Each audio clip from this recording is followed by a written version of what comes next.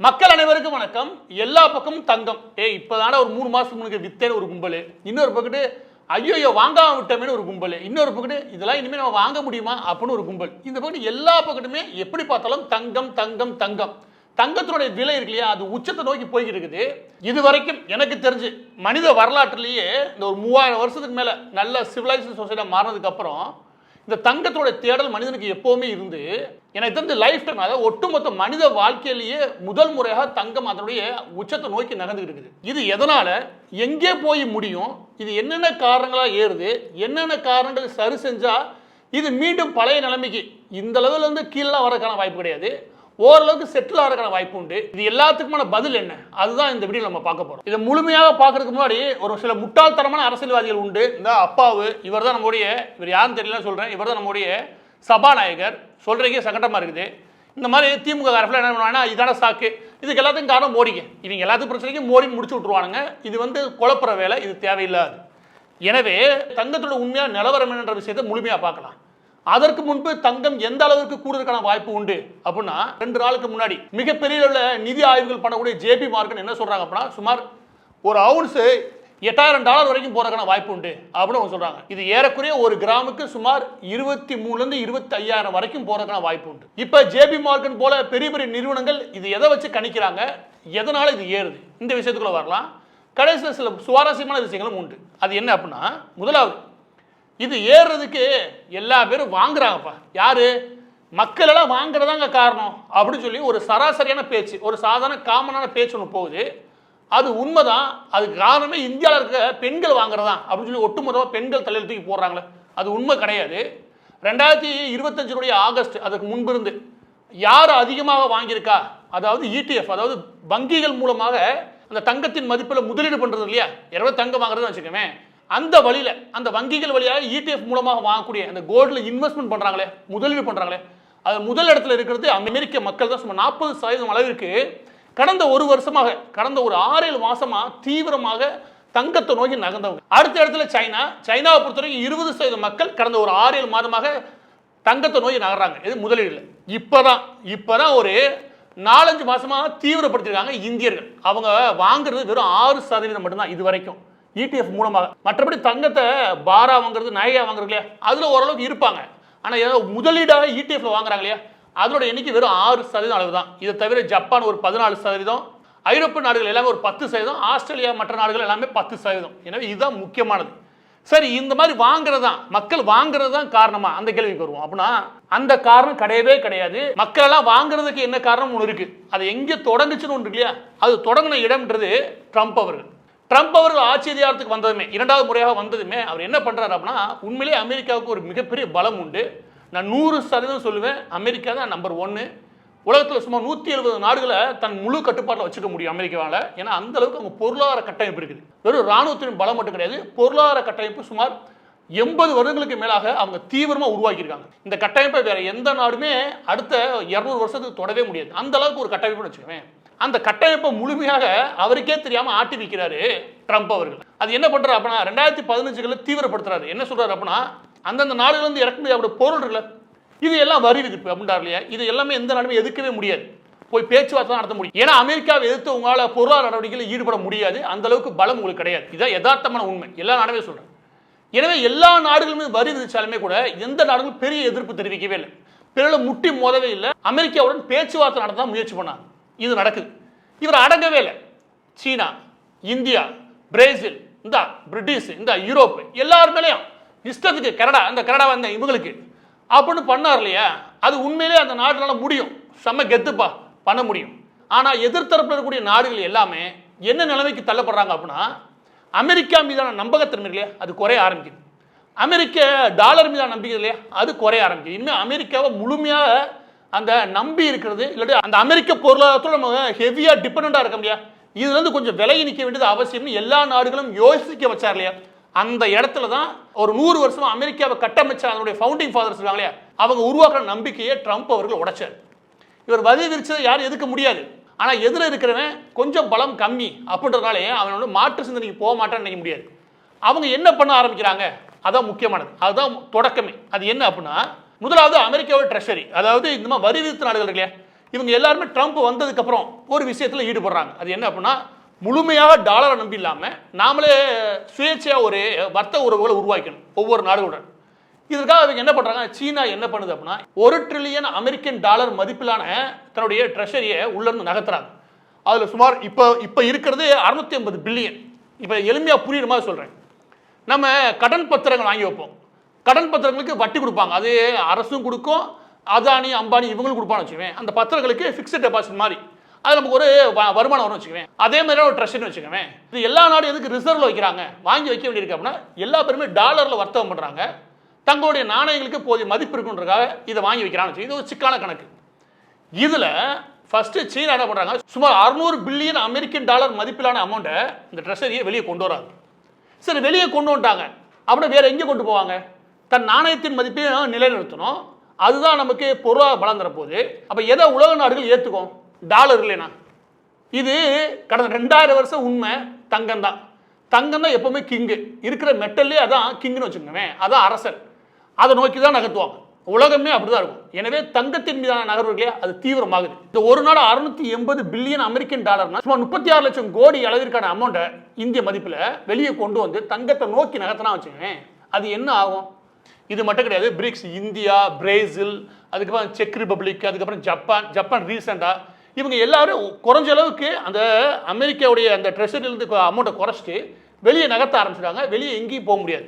வெளியே போகிறோம்னு வச்சுக்கோங்க, ஒன்று நீங்கள் பிரிட்டிஷோடைய அந்த ட்ரெஷர்லேருந்து வாங்கணும், இல்லாட்டி வேற ஒரு ஜப்பான்லேருந்து நம்ம வாங்கி வைக்கணும்.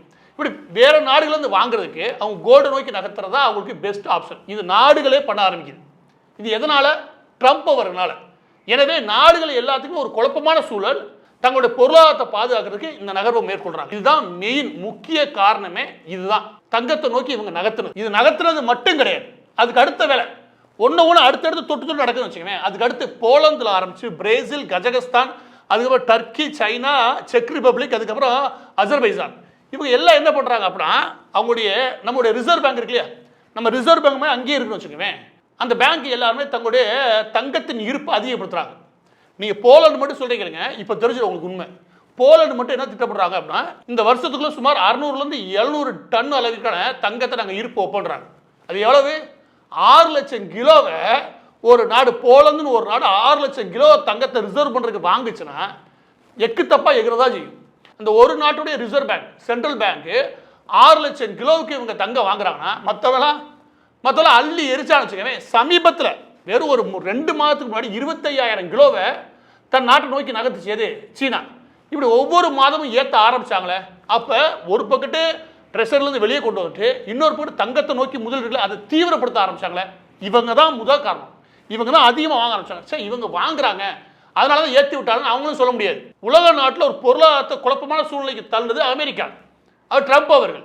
மற்ற எல்லா நாடுகளும் அவருக்கு பொதுவான ஒரு விஷயம் தேவை. அப்போ டாலர் இல்லை, அதுக்கடுத்து கோல்டு, தங்கத்துக்கு தான் நகருவாங்க. அதுதான் இவங்க எல்லாம் பண்றாங்க. இது 2வது இடத்துல.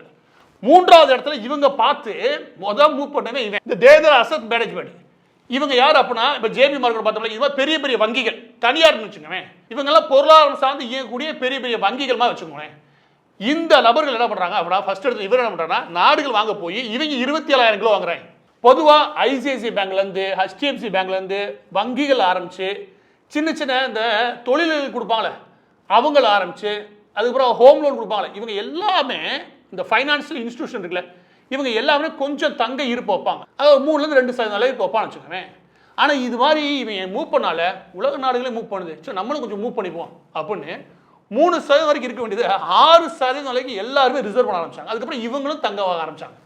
இவங்க 2வதுலேருந்து 3வது அளவுக்கு வராங்க. எனவே 3வது இடத்துலையும் மக்கள் எல்லாம் வாங்க ரெடியா இல்லை.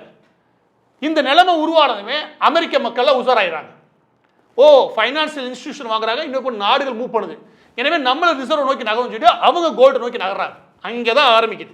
இதுக்கு இந்தியர்கள், இந்திய பெண்கள் எல்லாம் காரணம். சரி, இதோட நிலைமையை புரிஞ்சு சரி செய்யறதுக்கான பலம் இருக்கக்கூடிய அமெரிக்கா அதை செய்தானா அது அடுத்த கட்டமாக ஒரு வேலை பார்க்குது. அது என்ன அப்படின்னா, வெனிசுலா இருக்குல்ல, தங்கம் அதிகமாக இருக்கக்கூடிய நாடு வெனிசுலா. வெனிசுலோட அதிபர் தூக்கிட்டு போயிருச்சு. இந்த போட்டு ஈரான்ல போர் தொடுக்க போகிறது தெரியுது. அங்கே போய் உக்ரைனே அமைதியாக இருக்க மாதிரி தெரியல. இதையெல்லாம் பார்த்தாலும் அயவாட்டில் இருக்க ஐரோப்பிய நாடுகள் அதில் போய் கிரீன்லாண்டை கைப்பற்ற போறேன் இப்படின்னு உலகம் முழுவதும் அமைதியில்லாத சூழலை, போர் சூழலை உருவாக்கக்கூடிய வேலையையும் ட்ரம்ப் அவர்கள் தரப்பில் பண்ணும்போது எல்லா நாடுகளும் இன்னும் குழப்பம் அடையுது. பொருளாதார நடவடிக்கைகள் மட்டும் கிடையாது, போர் ஆரம்பிச்சா இன்னும் மோசமாகும். எனவே இவங்க தங்க இருப்பை இன்னும் தீவிரப்படுத்துறாங்க. இதுதான் அடுத்த புஷ். இதுல கடைசியா வந்தது மக்கள். இதில் நம்ம மக்கள் அதற்கும் கடைசி. முதலாவது அமெரிக்கா, அதுக்கப்புறம் சைனா. இவங்க 2 பேர் நாட்டில் இருக்கக்கூடிய மக்கள் இருக்காங்க, இவங்க தான் வாங்க ஆரம்பிச்சது. அதுக்கப்புறம் நம்ம மக்கள் ஓரளவுக்கு உஷாராயிட்டு ஓகே வாங்க ஆரம்பிப்போம். இப்போ என்ன நடக்குது அப்படின்னா, மக்கள் இடிஎஃப்ல போடுறதுனால இப்போ என்ன மாநிலைக்கு வந்துட்டாங்க அப்படின்னா, கடனை வாங்கி உள்ள போடுறோம். இல்லை அந்த பிடிச்சிருக்கேன், அதை எல்லாத்தையும் எடு, தூக்கி இதில் போடு அப்படின்னு கையில் கிடைக்கிற காசை எல்லாம் தூக்கி போடு, கடனை வாங்கி அது போடு, வேற வேற ஸ்டாக்லாம் வச்சிருப்பானுங்க அதையும் எடுத்து உள்ள போடு. ஏப்பா நம்ம ஒரு சேவிங் வச்சிருக்கோம் ஒரு 15 லட்சம், அதையும் எடுத்து உள்ள போடு, என்னென்ன முடியுமோ அத்தனை எடுத்து உள்ள போட்டு இருக்கானுங்க. இது இன்னும் கொஞ்சம் ஏறும். அப்போ இந்த நிலைமை எப்போ செட்டில் ஆகும் அப்படின்னா, எனக்கு தெரிஞ்சு இன்னொரு 3-4 மாதத்துக்கு செட்டில் ஆகிறக்கான வாய்ப்பே கிடையாது. இறங்கும், அப்பப்போ இறங்கும். ஆனால் திரும்ப தன்னோட கரெக்ஷனை முடிச்சதுக்கப்புறம் திரும்பவும் ஏறி ஒரு லேயருக்கு போக ஆரம்பிக்கும். ஆனால் அது முன்னாடி பேய்த்தனமா ஏறிச்சுல, அந்த அளவுக்கு ஏறக்கான வாய்ப்பு இல்லை, ஆனால் ஏறும். இதில் அடுத்த ஒரு முக்கியமான கேள்வி இருக்குது. தங்கம் மட்டுமா ஏறுது, வெள்ளியும் ஏறுது. ஏறக்குறைய 16 வருஷங்களுக்கு மேலே இந்த பொருளாதார நடுவில் பார்க்கணும்னு வச்சுக்கோமே, இதை வச்சு நான் சொல்கிறேன், தங்கம் மாதிரி எதுவுமே கிடையாது. நீங்கள் இந்த சில்வரு, காப்பரு இதெல்லாம் எடுத்துகிட்டு தங்கத்தில் ஒப்பிடவே முடியாது. ஏன்னா தங்கம் தான் அரசன், அது பக்கத்தில் எதுவுமே கிடையாது. இந்த சில்வர் எப்படிப்பட்ட குணம் இருக்கும் அப்படின்னா, நல்ல குதிரை மாதிரி சடசடன்னு ஓடும், நல்லா தட்டி விழுந்து கால் அடிபட்டுச்சு, அடுத்து ஒரு 6-7 வருஷத்துக்கு அப்படியே பழக்கும், இன்னும் விழுகும். எனவே இதெல்லாம் அவ்வளோ ஸ்டேபிளாக இருந்தது கிடையாது. தங்கம் தான் எப்போவுமே ஸ்டேபிளாக இருந்தது.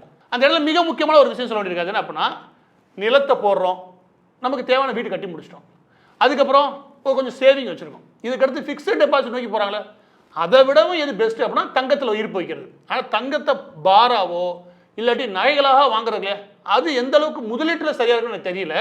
நிச்சயமாக மற்ற வகையில் நீங்கள் வங்கிகளில் வாங்குறீங்களே, இதை எல்லாமே ஒரு முதலீட்டு வகையில் சரிதான். ஆனால் எப்போவுமே வருஷத்துக்கு தங்கம் 6-7, அதாவது எந்த வீழ்ச்சியும் இல்லாமல் நீட்டாக முன்னேறி போய் ஒரு பெரிய அமௌண்ட் அவங்களுக்கு ரிட்டர்னாக கொடுக்கலன்னா கூட அது நீட்டாக சாலிடாக போகும். ஆனால் விசித்திரமாக போன ஒரு வருஷத்தில் 90% அளவிற்கு அது அடிச்சு ஏறி அது லாபத்தை கொடுத்துருக்கு. இந்த வருஷம் என்ன சொல்கிறானுங்க, இப்போ எனக்கு தெரிஞ்சு இப்போ ஒரு 5100 வரைக்கும் இருக்குது, $5100 பர் அவுன்ஸ் வரைக்கும் இருக்குன்னு வச்சுக்கோங்க. இது ஒரு அவுன்ஸ்க்கு சுமார் $8400 வரைக்கும் போறதுக்கான வாய்ப்பு உண்டு. அப்போ சுமார் 60லேருந்து 68% அளவிற்கு கூடுறதுக்கான வாய்ப்பு உண்டு. ஆனால் அதே அளவுக்கு தங்கம் போகுது, அதே அளவுக்கு போகுமா சில்வர்? அப்படி கிடையாது. காப்பர் போகுமா அப்படின்னா, காப்பர்ன்றது இண்டஸ்ட்ரியல் நீடு, அதாவது உற்பத்தி நிறுவனங்கள் சம்மந்தப்பட்டது, பொருள்கள் உற்பத்தி நிறுவனங்கள் சம்மந்தப்பட்டது. கார் உற்பத்திலேருந்து எல்லாத்துக்கும் தேவைதான் காப்பர். ஆனால் காப்பரை கொண்டு வந்து இதோட டிப்பாட்டிக்கிட்டு இதையும் ஏற்றுறது இல்லையா, இது எனக்கு கிடையாது ஆவர கதை இல்லை. ஆனால் மெட்டலுக்கு ஒரு குணம் ஏறி இறங்க எல்லாத்தோடய சேர்த்துக்கிட்டு தங்கம் ஏறிச்சுன்னா எல்லாத்துக்கும் மீது பாதிப்பு உருவாக்கும். ஆனால் தங்கம் அளவுக்கு எதுவுமே கிடையாது. அப்போ இறுதியாக இருக்கக்கூடிய கேள்வி, தங்கத்தில் முதலீடு பண்ணலாமா? இந்த ஜோசியம் பண்ணுற மாதிரி சொல்ல விரும்பலை. எல்லாரும் ஒரு எதிர்பார்ப்பு இருக்குது, இந்த நிலைமையெல்லாம் ஒரே நாளில் முடியவும் முடியாது, ஒரு 6 மாதம் ஆகும், இல்லை 4 மாதமாவது ஆகும். ஆனால் இப்போ இருக்கிற நிலைமையில் முதலீடு பண்ணால் லாபம் பார்க்க முடியுமா முடியாதா, இந்த கேள்விக்கு நான் பதில் சொல்ல விரும்பலை. ஆனால் ஒன்று புரிஞ்சுக்கோங்க, அதில் ரிஸ்க் இருக்குது, அந்த ரிஸ்கையும் புரிஞ்சு உள்ள போங்க. இங்கே எப்படி நிலவு இருக்குன்னா, போடாதவன் இப்போ நுழையமான் இருக்கான், போட்டவன் லாபம் பார்த்துட்டு திரும்ப போட வெளியே வந்துட்டமே திரும்ப போடுவோமா அப்படின்னு, இன்னொருத்தவன் இது வரைக்கும் விடலை உள்ள நுழையுவான் அப்படின்னு சொல்லி கடன் வாங்கிட்டு ஒருத்தன்.